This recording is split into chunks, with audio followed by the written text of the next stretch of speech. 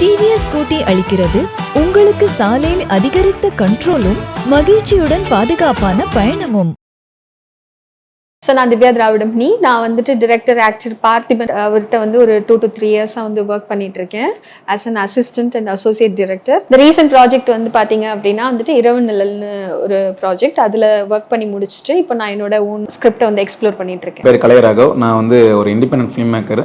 நிறைய short films பண்ணியிருக்கேன். இப்போது வெப் சீரிஸ் ஸ்க்ரீன் ப்ளே பண்ணியிருக்கோம் நான் என் ஃப்ரெண்டு சேர்ந்து. ஸோ ரீசெண்டாக என்னோடய ஷார்ட் ஃபிலிம் ஒன்று நிறைய இன்டர்நேஷ்னல் ஃபிலிம் ஃபெஸ்டிவலில் அவார்டு வாங்கியிருக்கு. So independent writer and film maker. So இன்றைக்கி நம்ம கூட சினிமா பட்டறையில் இருக்கிறது வந்து பார்த்தீங்கன்னா the successful writer and film maker duo Pushkar and Gayathri ma'am. Hello sir. Hi. Congratulations for the big victory in Bollywood, Vikram, Vedha. ஏன்னா இட்ஸ் மச் நீடட். ஒரு 2 வருஷம் 3 வருஷம் ஆகுதுன்னு நினைக்கிறேன். கண்டென்ட்டுவான ஒரு ஃபிலிம் வந்து கமர்ஷியலாக அங்கே ரொம்ப சக்ஸஸ்ஃபுல்லாக வந்து போய், ஸோ அது வந்து நீங்கள் வந்து பண்ணது வந்து I'm very happy. And so அதை பற்றி நீங்கள் சொல்லுங்கள். It has been a long journey. Vikram Vedha முடிச்சிட்டு then இந்த ப்ராஜெக்ட் செட் பண்ணி ஆரம்பிச்சு ஃபைனலா ரிலீஸ் பண்ணறதுக்கு now we are relieved more than anything else. Sir, இப்போ விக்ரம் வேதா ஹிந்திக்கும் தமிழுக்கும் என்ன டிஃப்ரென்ஸ் இருக்கு உங்களுக்கு ரைட்டிங் சைடில்? ரைட்டிங் வைஸ் ஆக்சுவலி அதே டெக்ஸ்ட் தான் ஃபாலோ பண்ணும். ஸோ விக்ரம் வேதா ஒரிஜினலாக எழுதின ஸ்கிரிப்ட் அதோட ஸ்பேஸுக்காக அடாப்ட் பண்ணது தான் டிஃப்ரென்ஸ். இப்போ விக்ரம் வேதா ஹிந்தி வந்து செட் இன் லக்னோ. ஸோ லக்னோவில் இருக்கிற ஃப்ளேவர், லக்னோவில் இருக்கிற ஈவெண்ட்ஸ் அதை இன்க்ளூட் பண்ணுறது தான் மெயினாக script change. How we looked at it is also. இப்போ ஒரு பிளே எடுத்துக்கோங்களேன். இப்போ வந்துட்டு ஒரு ஃபேமஸ் பிளே இருக்கு, இப்போ துக்ளக் தர்பார் இருக்கு, இல்லை ஷேக்ஸ்பியர் பிளே இருக்கு. அது வந்துட்டு உங்களுக்கு நிறைய பேர் அடாப்ட் பண்ணுவாங்க, லைக் வேற லாங்குவேஜ்ல வேற ஊர்ல அடாப்ட் பண்ணுவாங்க. And directors and also the actors, நம்ம யார் ஆக்டர்ஸ் டெக்னீஷியன்ஸ் எப்படி இருக்கோ அந்த மாதிரி அதுக்கு ஒரு ஃபிளேவர் வரும். ஸோ நீங்க இப்போ ஹிந்தி விக்ரம் வேதா பார்த்தீங்கன்னா தமிழ் விக்ரம் வேதால இப்போ விஜய் சேதுபதி பிளே பண்ணியிருக்கிறதும் ரித்திக் ரோஷன் பிளே பண்ணியிருக்கிறதும் பயங்கர டிஃப்ரெண்டாக இருக்கும். ஸோ லைக் வந்துட்டு we like to work with our actors also. So like நம்ம அவங்க ஆக்டர்ஸோட மீட் பண்ணி அவங்க டிஸ்கஸ் பண்ணும்போது அவங்களுடைய strength, like it can be ஒரு இன்டென்சிட்டி எடுத்துட்டு வரலாம் சில பேர், இல்லைன்னா சில பேர் ஒரு அசால்ட்டா பண்ணது, ஒரு கேஷுவல்னஸ் எடுத்துட்டு வரலாம். ஸோ அது சேர்த்து வந்துட்டு நம்ம மோல்ட் பண்றது எங்களோட கிக்கும். லைக் வந்துட்டு அதை இப்போ தமிழ்ல பண்ணிட்டு ஹிந்தியில பண்ணதுக்கும் ஒரு நியூ க்ரூ நியூ காஸ்டோட வந்துட்டு how to you the same text எப்படி நம்ம reinterpret பண்றோம் with a new set of actors and technicians and new plays and all that. Yeah, that and this was not an easy decision. இது Vikram Veda Tamil release ஆனதுக்கு அப்புறம் இது remake பண்ணலாம்னு idea வந்ததுக்கு அப்புறம் நாங்க ரொம்ப யோசிச்சோம் அது நம்ம பண்ணணுமா வேண்டாமா அப்படின்னு. மெயினா பிகாஸ் இப்ப நம்ம என்ன அதுல கொண்டு வர போறோம் அப்படின்னு, நம்ம ஸ்கிரிப்டை வந்து கொஞ்சம் மாத்தணுமா அப்படின்னு. பட் விக்ரம் வேதாவோட ஸ்கிரிப்ட்ல எப்படின்னா நீங்க ஏதாவது உன்னத்தை தொட்டீங்கன்னா எல்லாமே மாறும், எல்லாமே ஒரு மாதிரி இன்டர்லிங்க்டா இருக்கும். ஸோ நீங்க ஃபர்ஸ்ட் ஆக்ட்ல ஒன்று மாத்தினீங்கன்னா கிளைமேக்ஸ் மாறும், கிளைமேக்ஸ் மாத்தினீங்கன்னா உங்களுக்கு படமே மாறும். ஸோ அந்த மாதிரி there was things which were too interlinked. அதை மாத்துறதுல வந்து there was no point. ஏன்னா அப்போ it is as good as a completely new story. நீங்க ஒரு சீன் டிஃபரன்ஷியேட் பண்ணா கூட தென் கதையை மாறிடும் மாதிரி இருக்கு. அண்ட் மெயின் திங் இஸ் இந்த கதையும் கதையோட பிலாசபியும் are extremely tight up. the story unveils the philosophy and the philosophy unveils the story மாதிரின்னு. So அதனால we wanted to keep the philosophy of the film same about that gray. So அதனால we decided to take this approach of what Gayatri just explained. When new actors வரும்போது அவங்க அந்த கேரக்டரை எப்படி treat பண்ணுவாங்க, அவங்களோட இமோஷனல் பேஸ் என்ன, அவங்களோட மோட்டிவேஷன் என்ன, அதுலலாம் வந்து டிஃபரன்ஸ் கொண்டு வரலாம் தான் பிளான். விக்ரம்வேதா இப்போ நீங்க ஆல்ரெடி சொன்ன மாதிரி இங்கேயே வந்து அது இங்கேன்னு மட்டும் இல்ல, it was already a pan India film. Actually அந்த டைம்ல pan India filmோட கான்செப்ட் கிடையாது. 2017ல when the film released. எங்களுக்கு நாங்க நினைச்சதை விட நிறைய பேர் பார்த்திருக்காங்கன்னு இப்பதான் தெரியும். அதனால வந்துட்டு I think the first look போஸ்டர்லாம் போட்டதுல இருந்து ஸோ நிறைய பேர் ஓகே ரித்திக் பண்றாரு, சைஃப் அலி கான் பண்றாருன்னு சொன்னோடனே இன்னொரு பர்ஸ்ட் ஆச்சு. ஸோ அதனால இந்த டிவில எம்எக்ஸ்ல யூடியூப்ல எல்லாம் வந்துட்டு ஃபுல்லா நிறைய பேர் பார்க்க ஆரம்பிச்சாங்க. நிறைய பேர் நம்ம படத்தை பார்க்கணும் அப்படின்னு. ஸோ அது ஒரு வகையில அக்கம்ப்ளிஷ் ஆயிடுறது இல்லை when you reach into a new market. நீங்க வந்து especially the large Hindi speaking market, அதுக்குள்ள நோண்டி போய் அந்த ஆடியன்ஸும் பார்ப்பாங்களான்னு ஒரு அட்டெம்ப்ட் தானே அது. நம்ம என்ன சொன்னாலும் இல்லைங்க, நம்ம எந்த சைட் ஆஃப் ஃபில்ம் மேக்கிங்ல இருந்தாலும், நம்ம வந்து கமர்ஷியல் மெயின் ஸ்ட்ரீம் ஃபிலிம் பண்ணாலும் ஆமா, இல்லைன்னா ரொம்ப இண்டிபெண்ட் ஆர்ட் ஹவுஸ் அந்த ஃபெஸ்டிவலுக்கு அனுப்பி படம் பண்ணாலும் என்னன்னா you want people to see your film. கரெக்டா? ஏன்னா film making is not like painting or sculpting or it's an art which grows only when other people watch it. So on the collaborative process of the artist and the audience illana cinema will die. It is not the same for all other art forms. I think for theater, for cinema, for music, idukla vandu the audience is very important. Arts வந்துட்டு இப்போ நீங்க தனியா கவிதை எழுதிட்டு நம்மளே கூட ரசிச்சுக்கலாம். இது வந்து நம்மளுக்கு இதோ ஒரு ஷூட்டுக்கு போனா வந்துட்டு அங்கேயே ஒரு 300 பேர் இருக்காங்க, 200 பேர் இருக்காங்க. So it's very collaborative process. So நிறைய பேர்த்தோட வாய்ஸஸ் வருது இல்லையா? ஸோ அது வந்து நிறைய பேர்த்து போய் சேருவாங்க. So it's like performance art மாதிரி தான். பயங்கரமா டான்ஸ் ஆடலாம், ஆனா அது யாரும் பாக்குறதுக்கு இல்லைன்னா அதுக்கு அர்த்தம் இல்லாம போயிடும் இல்ல. ஸோ அந்த வகையில நம்ம we must always like coming back to writing, who's our audience னு ஒரு ஐடியா இருக்கணும். Who's going to ultimately see the film?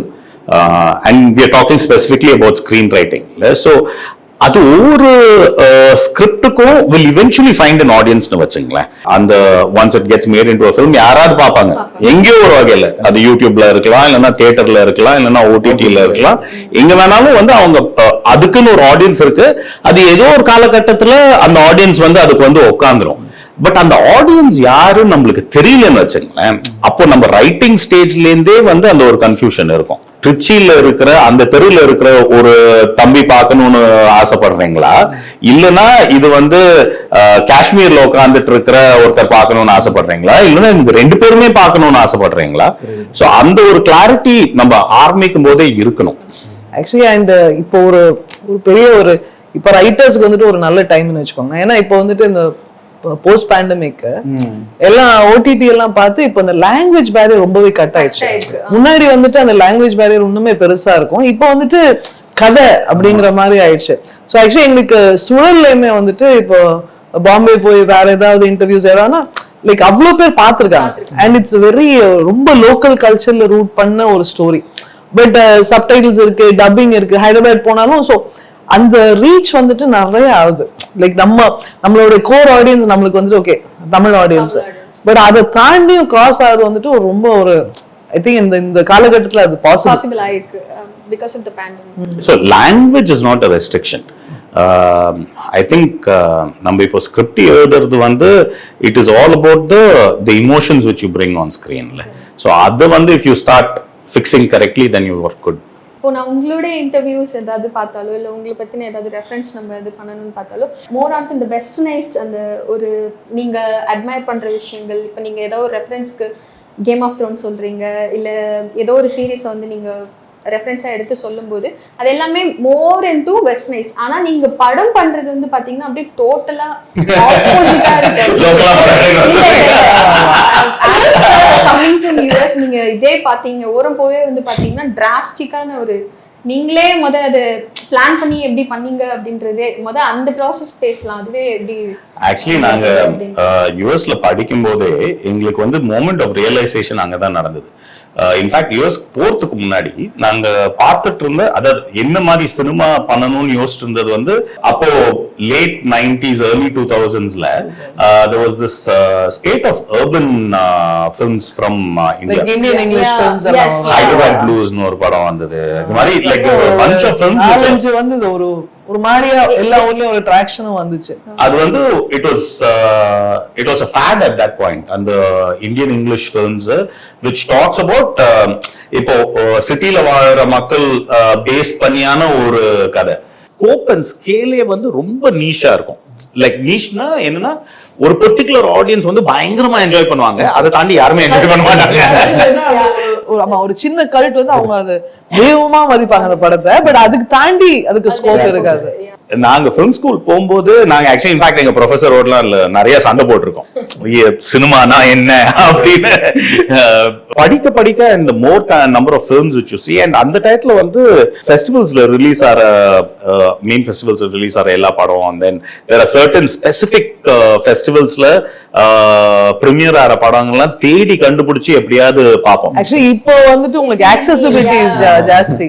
So அப்போ வந்துட்டு டெய்லி லைக் லைப்ரரி இருக்கும். Actually college library used to be very good. US consulate இங்க வந்து they used to put some screenings, British consulate, German consulatலாம் இங்க screenings போடுவாங்க, அதை பார்ப்போம்.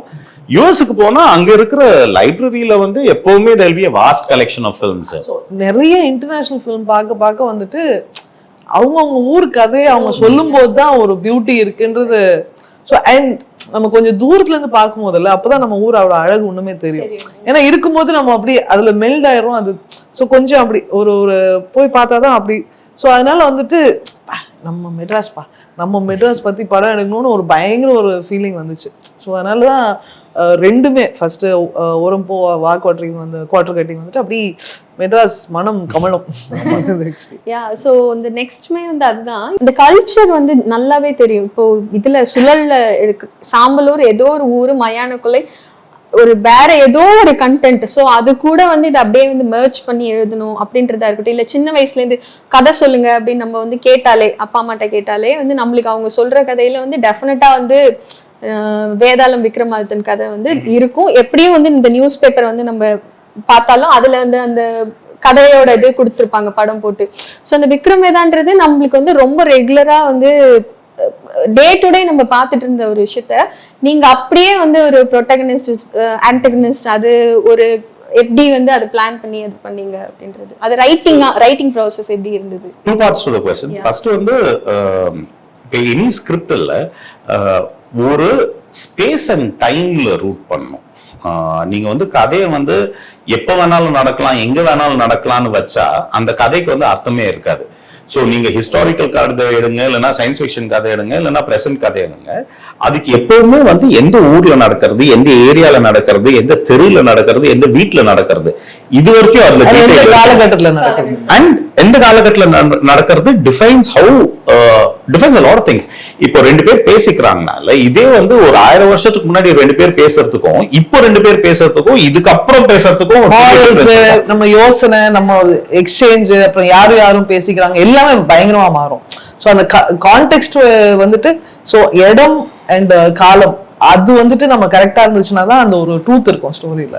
So எப்பவுமே இந்த எண்டவர் இஸ் இப்போ இடத்தை பத்தி நம்ம ரூட் பண்ணும்போது அந்த இடத்துக்கு வந்து எது ஹைலைட் பண்ணுமோ, சிம்பிளா சொல்ல போனா நீங்க சென்னைன்னு காமிக்கிறீங்கனால நீங்க சென்னை சென்ட்ரல் ஸ்டேஷனோட ஒரு ஷார்ட் காமிப்பீங்க, கரெக்டா? அது இல்லைன்னா அது சென்னைன்னு தெரியாது. இது வந்து சென்னையில் இல்லாத மக்களுக்கு அதுன்னு. பட் நீங்க சென்னையில இருக்கிறவங்களுக்கே சென்னை எதுன்னு காமிக்கணும்னால நீங்க மவுண்ட் ரோட்ல இருக்கிற ரோட் டிவைடரை காமிச்சா போதும், அது புரிஞ்சிடும், சென்னை மக்களுக்கு புரிஞ்சிடும். இது வந்து இது மவுண்ட் ரோட்ல ஷூட் பண்ணிருக்காங்கப்பா, மவுண்ட் ரோட்ல செட் பண்ணிருக்காங்கப்பா அப்படின்னு தெரிஞ்சிடும். So you will have to balance out நீங்க கதையை வந்து எப்படி ரெப்ரசென்ட் பண்ண போறீங்க in terms of space. That is one thing. The other part of the question is இப்போ இந்தியாவில் எஸ்பெஷலி நம்மளோட history of stories is very large. Past 2000 years 3000 years of stories are there. And அதுல சில கதைகள் தான் இன்னைக்கு வரைக்கும் இருக்கு. நீங்க வந்து மகாபாரதத்தை எடுத்துங்க, ராமாயணத்தை எடுத்துங்க, இல்லைன்னா விக்ரம் வேதாள் கதையை எடுத்துங்க, அங்காளம்மன் கதை. ஒவ்வொரு கோயிலுக்கும் ஒரு அந்த கோயில்ல நடக்கிற விழாக்கு வந்து ஒரு கதை இருக்கும். இந்த கதைலாம் ஏன் நின்று இருக்குன்னா இதெல்லாம் வந்து எங்கேயோ ஒரு வகை இல்ல, இது ஏதோ ஒரு வகையில ஹியூமன் பீயிங்ஸோட கனெக்ட் ஆகுது. லைக் ஓரல் கல்ச்சர்லயே வந்துட்டு அந்த கதை உங்களுக்கு கனெக்ட் ஆகுது. அந்த இவ்வளவு நாள் தாண்டி, ஏன்னா இன்னும் ஒரு 10,000 லட்சக்கணக்கில் கதை இருக்கும். பட் இந்த ஒரு செட் இந்த கதைகள்லாம் வந்துட்டு இவ்வளவு வருஷமா ஒரு 1000கணக்கான வருஷமா டிராவல் ஆகுது இல்ல. சோ அப்ப அந்த கதையில இன்ஹெரண்டா ஒரு ஏதோ ஒரு ஸ்ட்ரென்த் இருக்கு, நம்மளுக்கு உள்ளேயே அது கூட ஒரு கனெக்ட் இருக்கு. லைக் நம்ம இதுல இருந்து ஒரு 100 வருஷத்துக்கு அப்புறம் இந்த காலகட்டத்துல கிரியேட் பண்ண கதைகள் ஏதாவது அவ்வளவு நாள் தாங்குதான்னு பார்க்கணும். அது சினிமாவா இருக்கலாம், புத்தகமா இருக்கலாம், கவிதையா இருக்கலாம். பட் இதுக்கு 100 வருஷத்துக்கு அப்புறம் அந்த கதை யாராவது பேசுறாங்களா, யாருக்காவது ஞாபகம் இருக்கான்னு வந்து நம்ம இனிமேதான் பார்க்கணும். பட் சில கதைகள் தான் அந்த மாதிரி மைண்ட்ல நிற்கும். அண்ட் அதுவும் வந்து ரொம்பவே ஏரியா டிபெண்டன்ட். இப்போ நீங்க டீப் தமிழ்நாட்டுல போய் பாத்தீங்கன்னா அங்க ஒரு செட் ஆஃப் கதைகள் இருக்கும். அதே மாதிரி நீ டீப் ஒரிசால போய் பாத்தீங்கன்னா அங்க ஒரு வேற ஒரு செட் ஆஃப் கதைகள் இருக்கும். இதுல என்ன ஒரு இதுனா இவ்வளோ டிஃபரன்ஸ் இன் ஸ்பேஸ் இருந்தாலும் இல்ல, நிறைய கதைகளோட பேஸ் ஐடியா வந்து ஒன்னேவா தான் இருக்கும். நீங்க இப்போ சூழல்ல யூஸ் பண்ணிருக்க அங்காளம்மன் கதை, அதோட சிமிலர் கதை உங்களுக்கு ஆல் ஓவர் இந்தியால வேற வேற ஒரு வகையில இருக்கும். So with Vikram Vedha and with Suzhal and what we are writing now also, you take the stories, the folklores which are present in our culture, and அது வந்து நம்ம மாடர்ன் டே டைமுக்கு எப்படி அடாப்ட் பண்ணலாம், Hyder as a metaphor or இப்போ சூழல்ல காமிச்ச மாதிரி அது ரெண்டுமே ஒரு parallel track. அங்காளம்மன் ஓட கதையும் சூழல்ல நடக்கிற கதையும் ஒரு மாதிரி parallel பண்ணியிருக்கோம். ஆர் விக்ரம் வேதா மாதிரி வேற அது வந்து ஸ்ட்ரக்சர் விக்ரம் ஆர் பேத்தால் பச்சி அதுதான் ஆக்சுவல் புக். அந்த புக்கோட ஸ்ட்ரக்சரை வந்து விக்ரம் வேதா படத்துல யூஸ் பண்ணியிருக்கோம். So these are ways by which இப்போ எங்க ஜென்ரேஷன்ல வந்து இந்த அமர் சித்திரகதா, டிங்கிள், இந்த மாதிரி காமிக் புக்ஸ்லாம் வந்து நம்ம நிறைய இந்த விக்ரம் வேதா கதையை புஸ்தகமா படிச்சிருக்கோம். அண்ட் எங்க ஜென்ரேஷன்ல வந்து அந்த கதையெல்லாம் பேசுவாங்க. டிவில ஒரு சீரீஸ் இருந்தது. இப்போ இருக்கிற ஜென்ரேஷனுக்கு வந்து அது இருக்கா இல்லையான்னு தெரியல. இன்ஃபேக்ட் நாங்க தமிழ் பண்ணிட்டு இருக்கும்போது the ரீசன் அந்த ஒரு டைட்டில் சீக்வன்ஸ் ஒன்று போட்டிருப்போம். விக்ரம் அண்ட் பேத்தாலோட டைட்டில் சீக்வன்ஸ் போட்டிருப்போம்ல. அது ஏன் போட்டோம்னா எங்க க்ரூல இருக்க நிறைய பேர் சொன்னாங்க, சார் இந்த விக்ரம் வேதால் கதை வந்து யாருக்கும் தெரியாது சார் எங்க ஜென்ரேஷன்ல. ஓ அப்படியா, சரி அப்ப அந்த டைட்டில் சீக்வன்ஸ் நம்ம போட்டாகணும், இல்லைன்னா இதுதான் அது அப்படின்னு நம்ம எல்லாருக்கும் புரியும் அப்படின்னு நம்ம நினைச்சிட்டு இருந்தோம். யாருக்கும் புரியலன்னா. அண்ட் இன்னொன்று வந்துட்டு என்னன்னா, இப்போ லைக் ரிலீஜியஸ் தாண்டி அந்த கல்ச்சுரல் சிக்னிஃபிகன்ஸ் இருக்குல்ல. ஸோ இதெல்லாம் வந்துட்டு இப்போ ஃபில்ம் ஆக்சுவலி பிகம்ஸ் ஒரு ஆந்த்ரோபாலஜிக்கல் ரெக்கார்ட் மாதிரி. அண்ட் இன்னொரு 50 years தாண்டுனா அதெல்லாம் இருக்குமோ.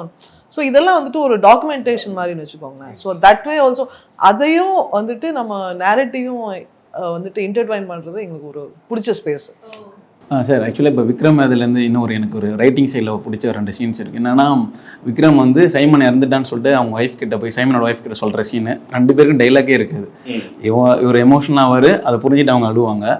அதேமாரி வந்து வேதா வந்து அந்த இன்ட்ராக்ஷன் ரூமில் வந்து அவர் சொல்லுவார்ல, விக்ரம் சொல்லுவார் என்னோட என்கவுண்டர் வந்து கடைசியாக 3 பேரை போட்டிருக்கு அப்படி சொல்லும்போது அவருக்கு ஒரு மாதிரி ஃபீல் ஆகும், ஒரு மாதிரி ஒரு மெல்லிய சோகம் இருக்குது அவர் முகத்தில்.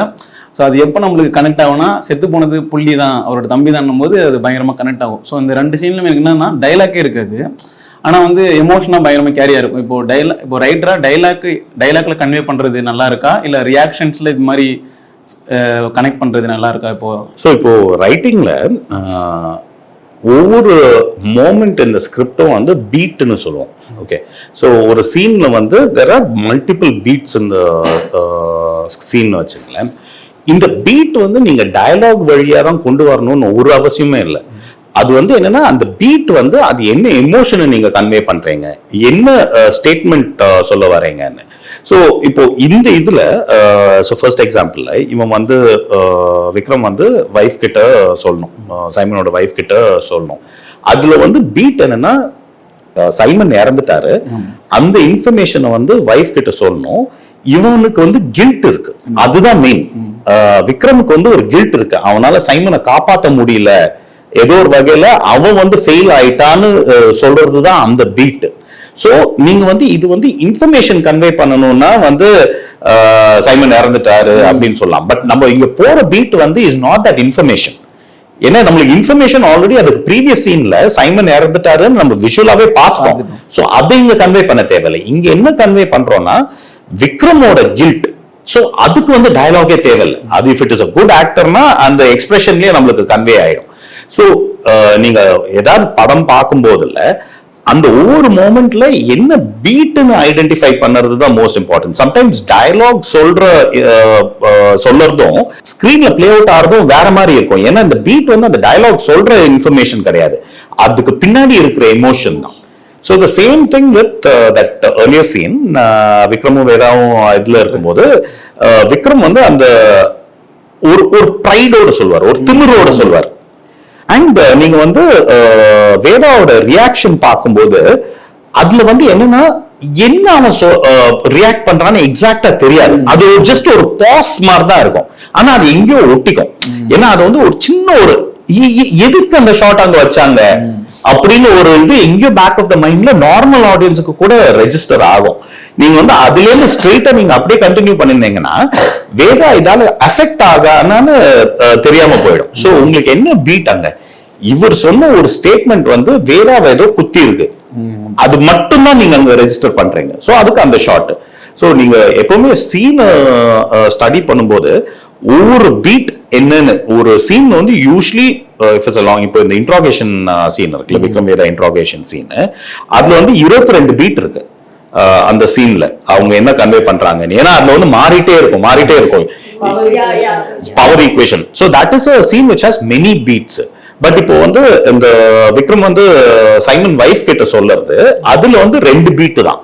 So depending on the scene அந்த பீட் ஐடென்டிஃபை பண்றது தான் ஃபிலிம் ஸ்டடீஸ்ல மோஸ்ட் இம்பார்ட்டன்ட். கேரக்டர்ஸ் எல்லாமே வந்து வைக்கிறீங்க இல்லையா, இது என்னன்னா உங்களுடைய கோரா நான் என்ன பாக்குறேன் அப்படின்னா எல்லாத்துக்குமே அந்த கேரக்டர் ஆர்க் இந்த ஸ்டார்டிங் பாயிண்ட்ல இருந்து அந்த எண்ட் பாயிண்ட் எனி கேரக்டர்ஸ் நீங்க வந்து அதை வந்து கரெக்டா அதை பிளான் பண்ணி எழுதுறீங்களா இல்ல அது கம்ஸ் நேச்சுரலி டு யூ? அது ஆக்சுவலி எல்லா படங்களுமே சொல்றேன் நான், எல்லா கேரக்டர் சாரி இதுல தீக்குச்சின்னு ஒரு கேரக்டர் இருக்கும் வாக் அவுட் இருக்கு. ஆமா அதுல எனக்கு என்னன்னா ரிவ்யூ ஷீட் பண்ணும்போது என்ன தோணுச்சுன்னா ஆல்ரெடி கார் பைக் கொளுத்திருப்பான், அப்ப காரணம் சொல்ல மாட்டான், அப்புறம் ஸ்டேஷன்ல சொல்லிடுவான் இதனாலதான் கொளுத்துருன்னு, அந்த கேரக்டர் தப்பிச்சு போயிடுவான். அதோட விட்டுறலாம்னா அப்படி விட்டுருவாங்க மோஸ்ட்லி, சில படங்கள் அப்படி நடந்துரும்.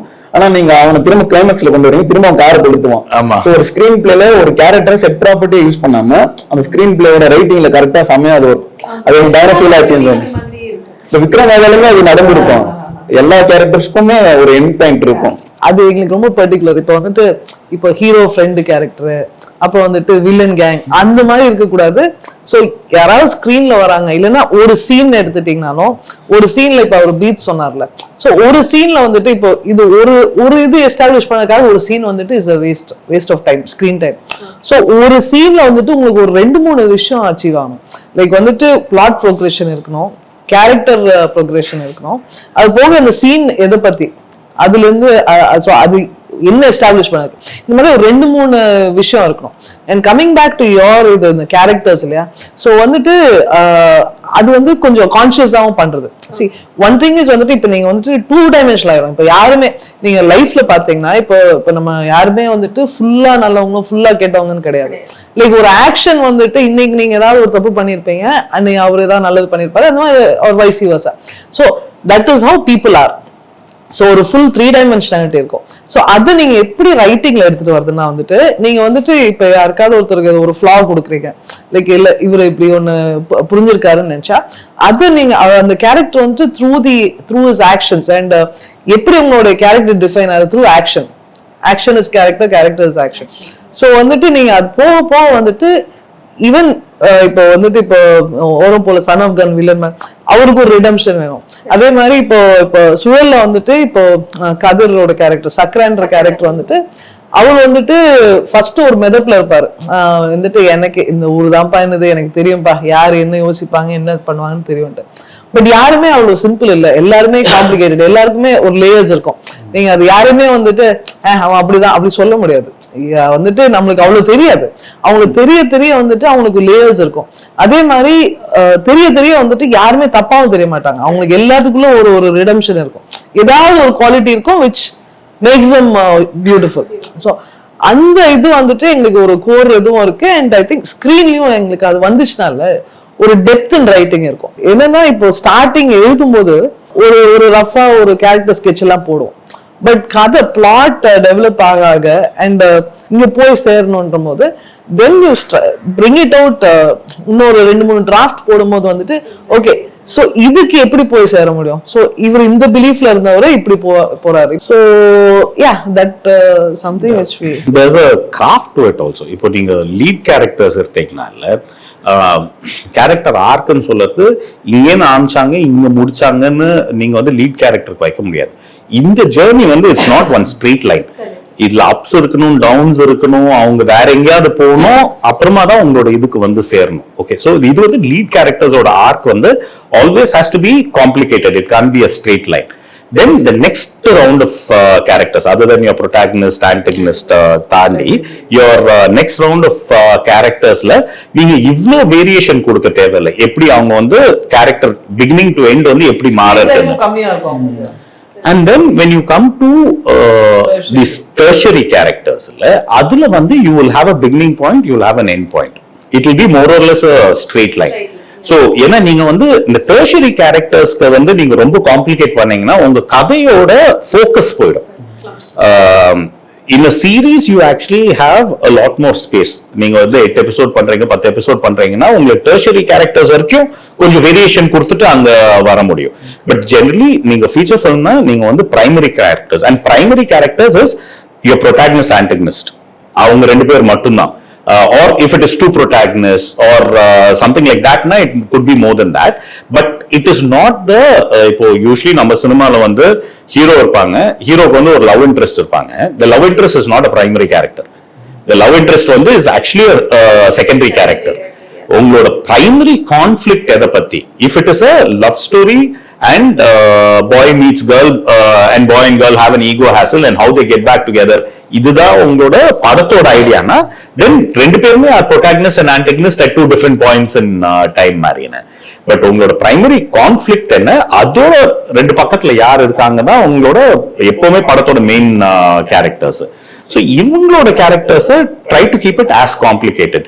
என்னன்னா காம்ப்ளிகேட்டட்னா இப்போ இவர் வந்து ஒரு ஆர்மி ஆளுன்னு வச்சுங்களேன். ஓகே, now ஆர்மி ஆளுக்கு வந்து we all know that they will be very good at firing. So gun எடுத்து ஷூட் பண்ணா அவங்க கரெக்டா மார்க் அடிப்பாங்கன்னு. ஓகே, இது வந்து ஒரு 2-dimensional கேரக்டர். பட் நீங்க இதே ஆர்மி ஆள் எடுத்து அவன் கன்னே யூஸ் பண்ணது கிடையாது, அவன் அதுல வந்து எப்பவுமே ஃபெயில். அவன் ஏன் ஆர்மி ஆளா இருக்கான்னா அவனுக்கு வந்து இந்த சைபர் டெக்னாலஜி ரொம்ப தெரியும், அதனாலதான் அவன் ஆர்மியில இருக்கான். நீங்க இப்படி பண்ணீங்கன்னா now you have complicated the character.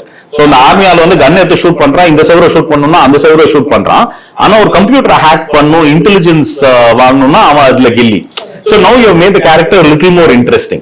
So அந்த கேரக்டரோட டெஃபினிஷனை வந்து ஸ்டீரியோ டைப்னு சொல்லுவாங்கல்ல, இந்த கேரக்டர் வந்து இப்படிதான் பண்ணும், அந்த ஸ்டீரியோ டைப்பை பிரேக் பண்ணி நீங்க இன்னொரு ஒரு லேயர் கொடுத்தீங்கன்னா the character becomes interesting. So இது வந்து you will have to do it for your primary characters and even for your secondary and tertiary characters. அது வந்து அந்த usual understanding of அந்த கேரக்டரை பிரேக் பண்ற மாதிரி ஏதாவது ஒரு எலிமெண்ட் கொடுங்க. கம்ப்ளீட்டா பிரேக் பண்ணணும்னு அவசியம் இல்லை, பட் ஏதாவது ஒரு எலிமெண்ட் கொடுங்க, then it will become memorable.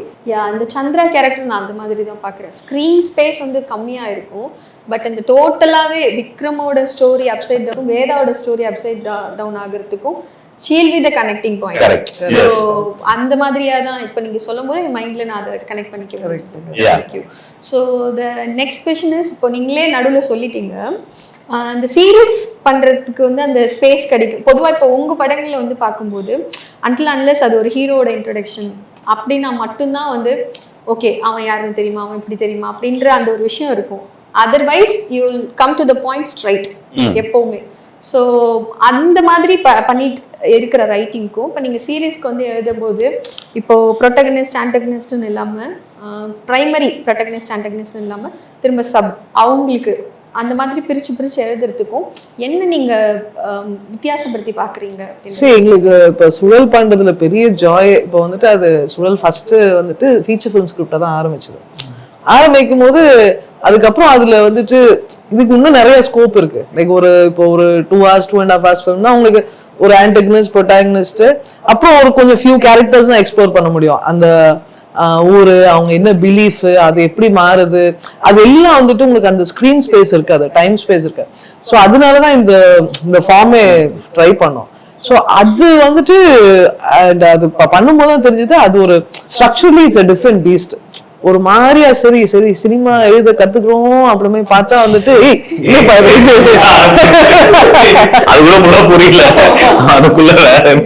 இது பார்த்தா இது இன்னொரு பீஸ்ட் மாதிரி. ஸோ அதுல வந்துட்டு உங்களுக்கு நிறைய ஸ்கோப் இருக்கு. லைக் இப்ப செகண்டரி கேரக்டர்ஸ் டெர்ஷரி கேரக்டர்ஸ் கூட இல்ல உங்களுக்கு அதுல, ஏன்னா நீங்க ஃபர்ஸ்ட் ஒன்னு பிளான் பண்ணிட்டு அதுக்கப்புறமா அதை உரிச்சு அவங்களுக்கு இது பண்றதுக்கு அதுக்கு நிறைய ஸ்கோப் இருக்கு. ஸோ டிஃபரன்ஸ் வந்துட்டு இப்ப படத்துல வந்துட்டு நம்ம நிறைய ரீரைட்ஸ் பண்ணணும். ஸோ முடிச்சுட்டு அந்த ஒரு 2 hours ஞாபகம் இருக்கும், இல்லைன்னா ஓகே இது இங்க நடக்குது அது இது வந்து டிராஃப்ட் போக போக வந்துட்டு அப்பா ஃபர்ஸ்ட் எபிசோட்ல எப்படி இருந்தா இப்ப எப்படி என்ன ஆச்சு அந்த ஒரு கன்ஃபியூஷன் அது. ஸோ அதனால வந்துட்டு இந்த டிராஃப்ட் அண்ட் பிளான்டிங் திங்ஸ் இல்ல ஸோ வந்துட்டு இந்த கதை இங்க போச்சுன்னா தென் வந்துட்டு இதெல்லாம் இங்க நடக்கிறதுக்கு ஃபர்ஸ்ட் என்னெல்லாம் பிளான் பண்ணணும். ஸோ அது வந்துட்டு it is actually even more difficult. ஏன்னா வந்துட்டு உங்களுக்கு நம்பர் ஆஃப் டைம் ஒன்று இருக்கு, அதே மாதிரி அந்த ஆர்க் வந்துட்டு ஒரு எபிசோட்லயும் you have a structure. Like வந்துட்டு உங்களுக்கு ஒரு எபிசோடுக்கும் ஒரு ஃபர்ஸ்ட் ஒரு இன்சைட்டிங் இன்சிடென்ட், அந்த அதுக்கப்புறம் அதுல ஒரு மிட் பாயிண்ட், அதுல இன்னொரு ஒரு பிஞ்ச் பாயிண்ட் இருக்கணும், தென் அதுக்கு ஒரு கிளைமேக்ஸ், அதுக்கப்புறம் நெக்ஸ்ட் எபிசோட் பாக்குறதுக்காக ஹுக். ஸோ அதுலயே ஒரு 5-6 பாயிண்ட் ஒன்று பிடிக்கணும். அண்ட் இந்த 5-6 பாயிண்ட் வந்துட்டு இப்ப நீங்க overall arc for the whole series அதுலயும் this has to make sense. And ஒரு மிட் பாயிண்ட்ல ஒரு பெருசா ஒரு இன்டர்வல் பிளாக் மாதிரி ஒரு இது, ஸோ அதுல ஒரு பெருசா ஒரு இது நடக்கும். So that way it is actually ஒரு டிராயிங் மாதிரி போட்டா it is even more complicated and that was the fun of writing it also. Sir actually இப்போ சுழலில் வர சக்கரை கேரக்டருக்கும் விக்ரம் அதில் ஒரு விக்ரம் கேரக்டருக்கும் ஒரு சின்ன ரிசம்பிளன்ஸ் இருக்கிற மாதிரி இருக்கும்.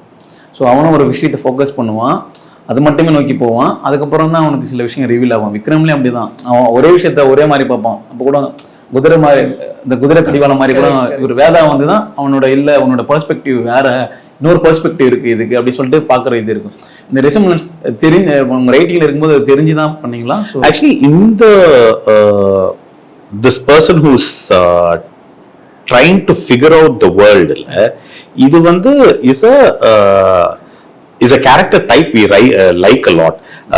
நீங்க வந்து ஓரம் போல இருக்கிற ஆர்யா பிளே பண்ண கேரக்டர் எடுத்துங்க, குவார்டர் கட்டிங்ல சிவா பிளே பண்ண கேரக்டர் எடுத்துங்க, விக்ரம் வேதால விக்ரம், சுழல்ல சக்கரை, இந்த 4 கேரக்டருமே ஆக்சுவலி வந்து இந்த டைப்ல உட்காருவாங்க. கான்ஃபிடென்ட்டா இருப்பாங்க, கெத்தா இருப்பாங்க. ஆனா உள்ளுக்குள்ள வந்து ஐயோ நம்ம என்ன பண்ணிட்டு இருக்கோம். சோ அது வந்து I think it is also reflection on the way we look at the world. Okay, நம்ம எல்லாருமே நம்மளுக்கு உலகத்தை தெரியும்னு ஒரு லெவல்ல நினைச்சிட்டு இருக்கோம். இன்னொரு ஒரு லெவல்ல முட்டாள் உனக்கு ஒண்ணுமே தெரியாதுரா அப்படின்னு உள்ள ஒரு வாய்ஸ் இருக்கும்ல. சோ எங்களோட ப்ரொட்டாகனிஸ்டுக்கு வந்து இந்த வாய்ஸ் வந்து எங்களுக்கு ரொம்ப இம்பார்ட்டன்ட்னு நினைக்கிறோம். we don't want a protagonist who knows all or who knows nothing and who is perfect. ஏன்னா வந்துட்டு அது வந்துட்டு ஒரு தெனாவெட்டா இருக்கவங்க வந்து கொஞ்சம் கொஞ்சமா உடைச்சாதான் அவங்களுக்கு வந்துட்டு ஒரு விஸ்டம் வரும். So அது in one way our writing is based on that idea of deconstruction. Okay, so ஒரு கேரக்டர் ஒன்னு இப்படிதான் செட்டப் பண்ணிட்டு அதை கொஞ்சம் கொஞ்சமா நோண்டி எடுக்கணும். So the other way of writing is ஒரு கேரக்டரை வச்சு செட்டப் பண்ணிட்டு நோண்டி பில்ட் பண்ணலாம். So நாங்க வந்து we are going in that opposite way. ஏன்னா எங்களுக்கு வந்து அது வந்து it is fascinating for us. ஏன்னா நாங்க இப்போ ஒரு கேரக்டர் பிரசன்ட் பண்ணோம்னா நம்ம எல்லாத்தையும் சொல்ல தேவையில்லை. இந்த கேரக்டர் பிரசன்ட் பண்ணோனையும் you as an audienceல நீங்க நிறைய அசியூம் பண்ணிப்பீங்க அந்த கேரக்டரை பத்தி. So நாங்க வந்து கேரக்டரை டீகன்ஸ்ட்ரக்ட் பண்ணும்போது we are actually deconstructing audience-ஓட perception of character. So I think that is one of our actually joys of one of our writing secrets also. So like நம்ம பார்க்கும்போது ஓகே இவர் போலீஸ் மேனு, இவர் வந்துட்டு business menu, இவர் வந்துட்டு அந்த ஏதோ ஒரு லைக் வந்துட்டு நம்ம எவ்வளவு ஓப்பன் லிபரலா இருந்தாலும் ஒரு ஃபியூ பாயிண்டர்ஸ் இருக்கும்ல. ஸோ அது அப்படி ஸ்லோவா வந்துட்டு சுருட்டி விட்டுறது. ஏன்னா விக்ரம் இதில் செம்மையா இருக்கும் சார். ஸ்டார்டிங் சீன்ல வந்து விக்ரம் என்றும் போது புது பைக் வாங்கினது, கல்யாணம், தங்கச்சி கல்யாணம், இது ரொம்ப நார்மலா இருக்கும், ஒரு நார்மல் சீன் மாதிரி தெரியும். எண்ட் ஆஃப் த டே அந்த கிளைமேக்ஸ்ல அவர் அனலைஸ் பண்ணும்போது தான் இவங்கெல்லாம் தான் கல்பிரிட் அப்படின்னு நினைக்கும் போது அது செம்மையா இருக்கும். அவரே வந்து அப்பதான் வந்து இப்படி ஒரு பெர்ஸ்பெக்டிவ் இருந்திருக்கு, வேதா வந்து தான் அவனோட பெர்ஸ்பெக்டிவே மாத்திருப்பான். ஸோ அந்த இது செம்மையா இருக்கும். ஏன்னா கிட்டத்தட்ட அதான் கிளைமேக்ஸ், இவங்களாம் தான் கல்பிரிட்னு சொல்லிட்டு அவங்க டிஃபைன் பண்ற. ஆக்சுவலி அதுதான் படத்தோட ஸ்டோரியோட கிளைமேக்ஸ் வந்து அதுதான், வேற அந்த ரிவீல் நடக்கிறது தான் வந்து ஸ்டோரியோட கிளைமேக்ஸ். அதுக்கப்புறம் இருக்கிற ஆக்ஷன் சீக்வன்ஸ் வந்து படத்தோட கிளைமேக்ஸ். பட் ஸ்டோரி எங்க முடியுதுன்னா இந்த மிஸ்ட்ரி ரிவீல் ஆன உடனேயும் அவங்களோட மோட்டிவேஷன் தெரிஞ்ச உடனே உங்களுக்கு கதை முடிஞ்சிருச்சு.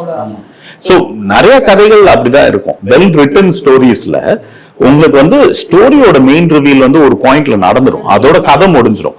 பட் அதுக்கப்புறமும் நீங்க வந்து அந்த பிளாட்டை கண்டினியூ பண்ணி நீங்க படத்தை முடிப்பீங்க.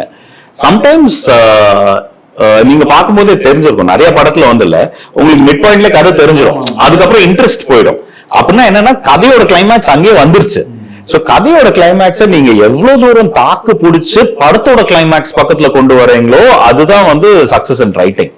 கதை ஒரு டைரக்ஷன்ல போயிட்டு இருக்கு, மிட் பாயிண்ட்ல கதையோட டைரக்ஷன் கம்ப்ளீட்டா மாறும். அதுதான் ஒரு கதையோட மிட் பாயிண்ட். நம்ம ஊர்ல since we have that interval thing, இதுதான் அந்த கதையோட உலகம். அப்புறமா எல்லாமே உள்ள உட்கார ஆரம்பிக்கும், குட்டி குட்டியா மேட்டர்ஸ் எல்லாமே உட்கார ஆரம்பிக்கும். என்னோட கொஸ்டினுமே வந்து இப்படி கேட்டதுக்கு சிமிலர் தான். என்னன்னா விக்ரம் வேதாக்கு முன், விக்ரம் வேதாக்கு பின், பிஃபோர் ஆஃப்டர் எப்படி வந்து நீங்க ரைட்டர்ஸா, as a filmmakers-ஆ, as a person-ஆவே எப்படி எவால்வ் ஆயிருக்கீங்க அப்படின்றது. அது ஒரு சீன் இருக்கும், ஃபுல்லா வந்து பாட்டு அதுல சிரிக்க ஆரம்பிச்சவங்க நாங்க ஊந்து ஊந்து லூஸ் மாதிரி சிரிச்சிருக்கோம், பார்த்தவங்க சீரியஸா வேலை பார்த்துட்டு இருக்காங்க. டிவிஎஸ் ஸ்கூட்டி அளிக்கிறது உங்களுக்கு சாலையில் அதிகரித்த கண்ட்ரோலும் மகிழ்ச்சியுடன் பாதுகாப்பான பயணமும்.